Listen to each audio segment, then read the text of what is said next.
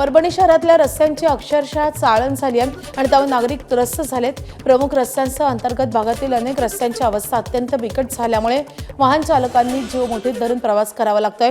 अनेकदा तक्रारी करूनही प्रशासनाकडून ठोस उपाययोजना होत नसल्यानं नागरिकांनी नाराजी व्यक्त केली आहे। माजी खासदार शेषराव भाऊ देशमुख यांच्या कार्यकाळामध्ये हा रस्ता तयार झालेला आहे। तेव्हापासून या रस्त्याची ना डाळ तुझी ना काही ना कुठल्या प्रकारचं तुम्हाला सांगतो महानगरपालिकेनं तुम्हाला सांगतो कुठल्या प्रकारचं यांनी काम केलेलं नाही।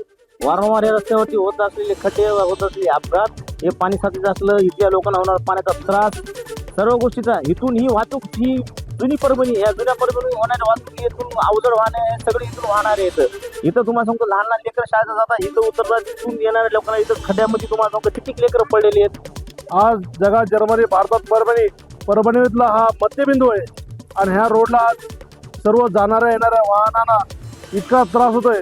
आज लोकांचे प्रत्येक ऑटो चालक असो, टू व्हीलर असो, थ्री व्हीलर असो, या ठिकाणी प्रत्येक अपघात होतात। या ठिकाणी